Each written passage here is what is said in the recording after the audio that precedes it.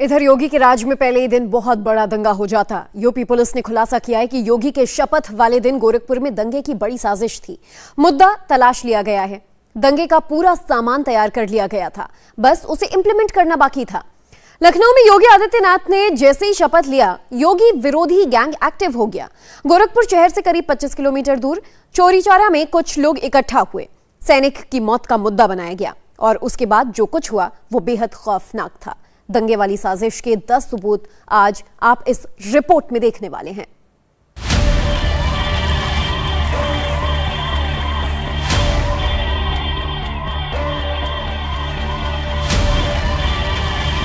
योगी की सरकार बनते ही दंगा भड़काने का प्लान बन गया था। योगी को बदनाम करने का फुल प्रूफ प्लान तैयार कर लिया गया था। मंच से अनाउंसमेंट करके लोगों को बरगलाया जा रहा था।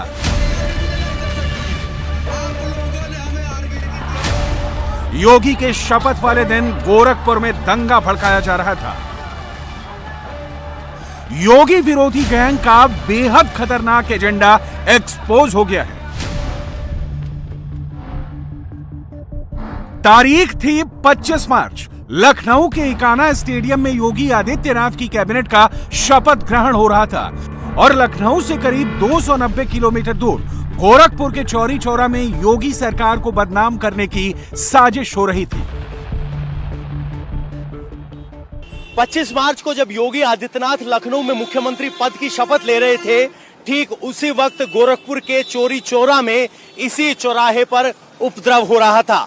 एक सैनिक के शव को यहां चौराहे पर रखकर मांग की जा रही थी कि उसका सैनिक सम्मान के साथ अंतिम संस्कार किया जाए, जबकि प्रशासन शहीद के परिवार को यह समझा रहा था कि सैनिक की मौत संदिग्ध हालात में हुई है, इसीलिए सैनिक सम्मान के साथ दाह संस्कार संभव नहीं है। गौर करने वाली बात यह है कि सैनिक का परिवार इस मांग को स्वीकार भी कर रहा था, इस स्थिति को मान भी रहा था, लेकिन यहां मौजूद भीड़ सैनिक के शव को हाईजैक करने पर तुली हुई थी। शव को यहां इस चौराहे पर रखा गया। यहां उसके बगल में एक अनाउंसमेंट सिस्टम लगाया गया, जहां से लगातार भीड़ को एड्रेस किया जा रहा था। गोरखपुर में कैसे एक शहीद सैनिक के निधन के बाद उसे शहीद का दर्जा दिलाने की आड़ में दंगा कराने की साजिश रची गई और उसके लिए योगी आदित्यनाथ के शपथ ग्रहण वाले दिन को चुना गया।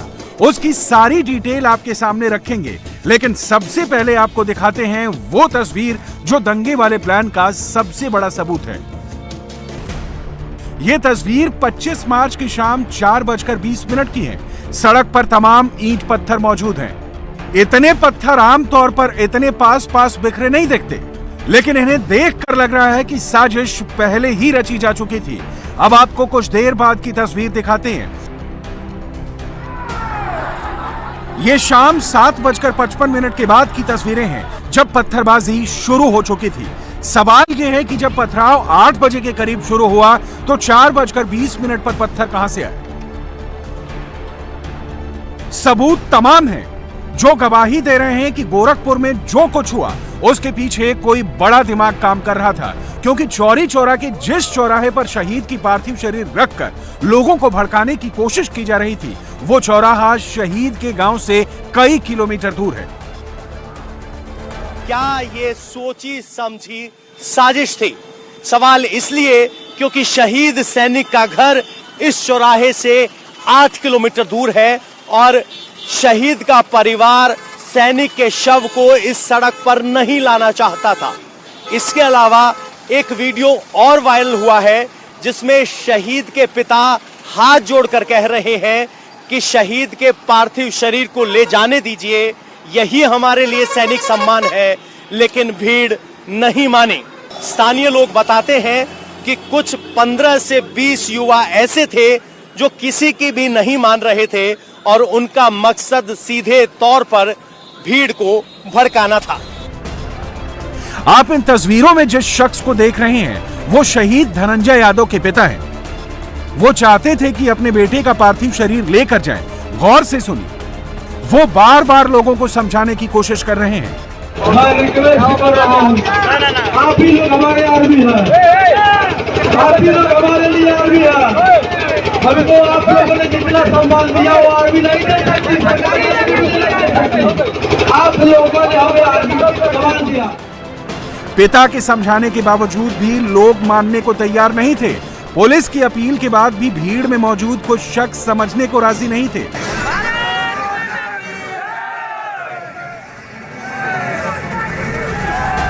गोरखपुर पुलिस ने खुद बताया कि परिवार के लोग धरना नहीं चाहते थे, लेकिन कुछ लोग भीड़ को भड़काने की पूरी तैयारी करके आए थे। चौरी चौरा में एक शहीद के दाह संस्कार को लेकर, उसके सम्मान को लेकर कुछ लोगों ने जाम लगाया था और उपद्रव किया, जबकि परिवारजन उसके संतुष्ट थे।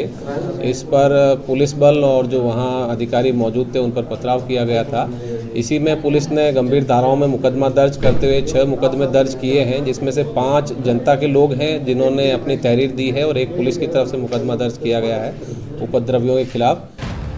और इसीलिए सबसे बड़ा सवाल यही है कि आखिर ये लोग कौन थे। योगी की सरकार बनते ही उनके होम डिस्ट्रिक्ट में दंगा कराने की साजिश किसने की थी? कहा कि नहीं, आर्मी की गाड़ी आएगी तभी बांटी जाएगी। हम लोगों ने डीएम साहब के सामने उन लोगों का हाथ पांव बहुत जोरे रिक्वेस्ट भी किए। हमारे परिवार के, गांव के सब लोगों ने बहुत रिक्वेस्ट किया, लेकिन उन लोगों ने नहीं माना। और उन लोगों ने हम लोगों को थप्पड़ भी मारा, गाली भी दिया। हम लोग पहचान नहीं पाए कहाँ के लोग थे। भीड़ ने आपके परिवार को धक्का मुक्की किया, मारा? हम लोग भी नहीं पहचान पा रहे थे कि परिवार के हैं कि बाहरी हैं। हम लोग भी नहीं पहचान पाए कि वो लोग बाहरी हैं या किसी लोकल हैं। यानी उस भीड़ में कुछ लोग ऐसे थे जो आपके साथ भी धक्का मुक्की और बदतमीजी कर रहे? हाँ सर, ऐसा हुआ।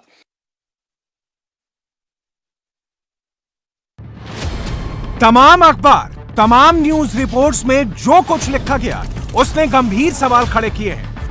गोरखपुर से रिपोर्ट हुई इन खबरों में सीधे सीधे कहा गया कि योगी के शपथ ग्रहण पर दंगा कराने की साजिश थी और पुलिस की लोकल इंटेलिजेंस यूनिट की जांच में इसका खुलासा हुआ है। ये प्लानिंग साजिश थी। पूरे उत्तर प्रदेश में कई जगहों पर प्लानिंग थी। गोरखपुर वाली जो रिपोर्ट है करेक्ट रिपोर्ट है और पुलिस एकदम हरकत में है। वो लोग पकड़े जाएंगे जो भी ये प्लानिंग के तहत थी। डिटेलिंग, क्योंकि अब उनको सोचना चाहिए कि पूज्य महाराज जी की बहुमत की सरकार है, बारीकी से हर चीज़ों पे गौर किया जा रहा है। सैनिक की मौत का सहारा लेके उस पर राजनीति करना, दंगा फैलाने की कोशिश करना है। उनकी एम्बुलेंस से उतार के उनकी बॉडी के साथ उन्होंने बहुत कुछ उसको राजनीतिक जो कलर रंग दिया है वो बहुत ही गलत बात है। लेकिन वो बचेंगे नहीं क्योंकि उनकी सारी रिपोर्टिंग आ गई। एक बड़ा दंगे की साजिश थी, बहुत बड़ा दंगा करना चाह रहे थे जिस दिन 10 तारीख को शपथ हुई। 25 मार्च के दिन आखिर हुआ क्या था, अब आपको सिलसिलेवार तरीके से समझाते हैं। गोरखपुर के रहने वाले सैनिक धनंजय यादव की सिक्किम में मौत हो गई थी। 25 मार्च की सुबह उनका पार्थिव शरीर गोरखपुर पहुंचा। सैनिक धनंजय यादव को शहीद का दर्जा देने की मांग की गई। शहीद का दर्जा देने की मांग की आड़ में उपद्रव किया गया। एलआईयू की रिपोर्ट से दंगे की साजिश का खुलासा हुआ। लोगों को भड़काने के पीछे समाजवादी पार्टी के लोगों का नाम आया। सबसे पहले लोगों ने एक ट्रेन को रोकने की कोशिश की। ये तस्वीरें उसका सबूत हैं। ट्रेन को रोकने के लिए यहां ट्रैक पर लोहे का एक बड़ा टुकड़ा रख दिया गया।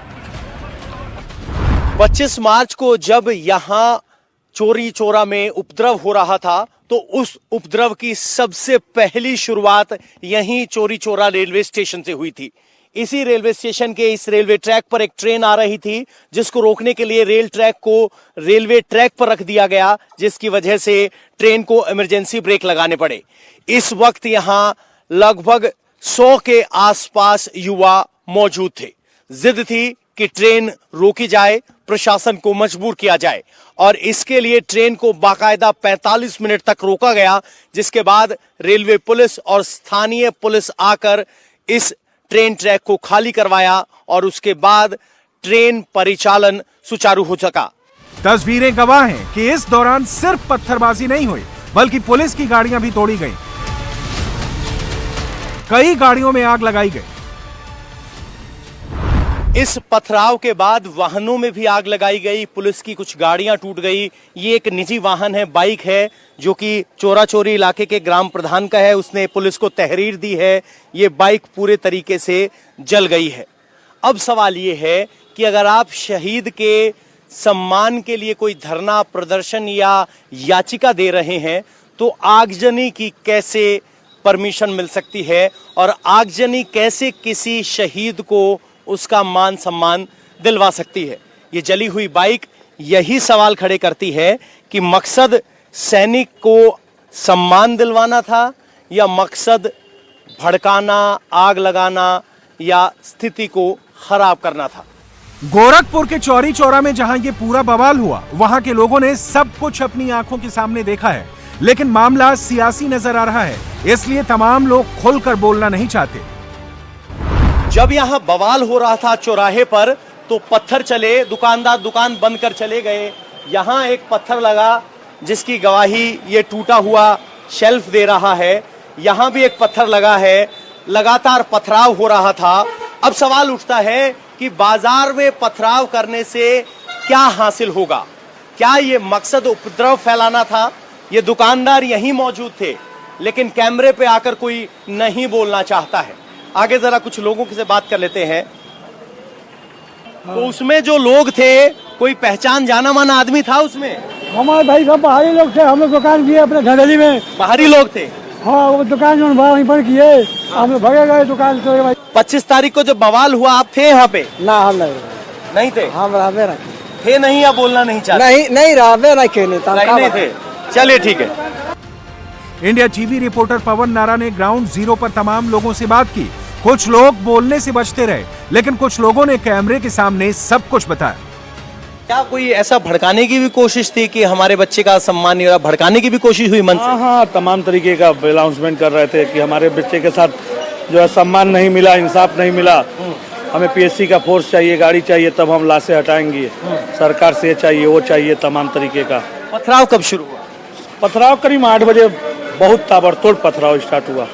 बहुत काफी लोग स्टार्ट किए, जो है पुलिस के जवान लोग भाग गए, कई पुलिस चोटा गए, मतलब बहुत क्षति हुआ यहाँ पे, बहुत काफी चोटें लग गई। हम लोग का दुकान बच गया, यही ढेर है। अच्छा, दुकान का सामने का ही मामला है। तो आपको लगा था कि आगजनी भी हो सकती है? एकदम लगा था, एकदम मतलब बल कमजोर थोड़ा सा और बना देता तो कुछ भी हो सकता था यहाँ पे। अच्छा, पुलिस वाला अगर कमजोर होता तो कुछ भी हो सकता था यहाँ पे। अच्छा, हाँ। तो यहाँ क्या जिस तरह से नाम आ रहे हैं, कुछ समाजवादी पार्टी के नेताओं के नाम आ रहे हैं, आपने देखा उनको? हाँ, वही लोग तो थे ही, समाजवादी पार्टी के ही लोग थे। मान लीजिए हमारे सामने मनोरंजन जी दिखे, जो डीएम साहब से मीटिंग कर रहे थे, बातचीत कर रहे थे, और जो है कई तरह के नेता इसमें थे, जो सपा से लोग बातचीत कर रहे थे। डीएम साहब भी बहुत समझाने की कोशिश किए कि अपना गाड़ी भी लगवाए पीएससी का, उसमें से लाश जबरदस्ती ये लोग उतरवा ली हैं। शहीद के पिता ने तो हाथ जोड़ के अपील की थी। शहीद के पिताजी ने बहुत अपील की कि छोड़ दो, हमको यही गाड़ी मंजूर है, बवाल ना हो। मगर वो लोग, भीड़ जो था वो लोग नहीं माने। भीड़ का पता न क्या मानसिकता था, बवाल करना था या क्या करना था। उसके बाद पथराव स्टार्ट कर दिए। यही डीएम साहब हमारे मतलब बच गए, चोट भी लग गया, गिर गए। डीएम साहब भी आए थे, बात कर रहे थे, उन लोगों को समझा भी रहे थे डीएम साहब, और शायद उनके घर वाले मान भी गए थे। अब कुछ लोग थे, मान लीजिए, अब उसमें क्या हुआ, 7-7:30 बजे बाद घटना स्टार्ट हो गई, ईटा पत्थर वाली। अच्छा, ईटा पत्थर चलने लगे, और उसके बाद प्रशासन सब लोग भागे अपनी जान बचाने के लिए। कुछ पुलिसकर्मी हमारे दुकान के अंदर भी चले गए थे। सवालों के घेरे में समाजवादी पार्टी के लोग हैं, लेकिन अखिलेश यादव ने इस मामले पर चुप्पी साध रखी है। एक दिन पहले ही अखिलेश ने विधानसभा में योगी आदित्यनाथ के साथ जो केमिस्ट्री दिखाई, पहले उनसे हाथ मिलाया, फिर उनके सामने जाकर हाथ जोड़कर नमस्कार किया। उसके बाद उम्मीद तो ये जताई जा रही थी कि अखिलेश इस बार मजबूत और सकारात्मक विपक्ष की भूमिका निभाएंगे, लेकिन गोरखपुर की इस घटना ने लोगों की उस उम्मीद पर बट्टा लगा दिया है। जनता कभी नकारात्मकता को स्वीकार नहीं करती, कभी नहीं। नकारात्मकता के लिए उसके हृदय में कोई स्थान है ही नहीं। जो सकारात्मक होगा, जो प्रगतिशील होगा, जो लोक कल्याण का कारक होगा, जनता उसी को अंगीकार करती है। जो नकारात्मक होगा, हमारे समाज ने, हमारे देश ने कभी भी नकारात्मकता को कभी भी कोई महत्व नहीं दिया। गोरखपुर में जो कुछ हुआ, उसमें समाजवादी पार्टी के 3 स्थानीय नेताओं के खिलाफ 25-25 हजार रुपए का इनाम घोषित किया गया है। समाजवादी पार्टी के नेता ये मान भी रहे हैं कि मौके पर उनके लोग मौजूद थे, लेकिन साजिश की बात पर वो उल्टा पुलिस पर ही सवाल उठा रहे हैं। पुलिस का ये कहना है कि जब वहाँ लोग मौजूद थे, उनकी भावनाओं को भड़काने का काम समाजवादी पार्टी के नेता कर रहे थे। पुलिस प्रशासन सरकार दबाव में काम कर रही है और बदले की, विद्वेष की भावना से काम कर रही है। समाजवादी पार्टी के कार्यकर्ताओं पर झूठे आरोप लगाने का काम हो रहा है। अगर हम आंदोलन कर रहे हैं और हम लोगों से अपील करते हैं कि आप लोग भी हमारे संघर्ष में साथ दीजिए, तो भड़काना कहाँ से हो गया। मेरा इस तरह के षड्यंत्रकारियों से आग्रह है कि जनादेश का सम्मान सबको करना चाहिए, और समाजवादी पार्टी या जो विरोधी लोग इस तरह का कुचक्कर करके सरकार को बदनाम करने का काम कर रहे हैं, वो निश्चित रूप से प्रदेश के, देश के, समाज के हित में नहीं है। साजिश के तार समाजवादी पार्टी से जुड़ रहे हैं और यूपी पुलिस फुल एक्शन में है। ड्रोन कैमरे की रिकॉर्डिंग में कई चेहरे बेनकाब हो चुके हैं। गोरखपुर पुलिस ने अब तक 14 आरोपियों को गिरफ्तार किया है, लेकिन सवाल यह है कि क्या ऐसी साजिश, ऐसी घटनाएं एक स्वस्थ लोकतंत्र के लिए जायज हैं? इंडिया टीवी हर वक्त हर जगह डाउनलोड करने के लिए सर्च करें India TV news Google play store या ऐप स्टोर पर।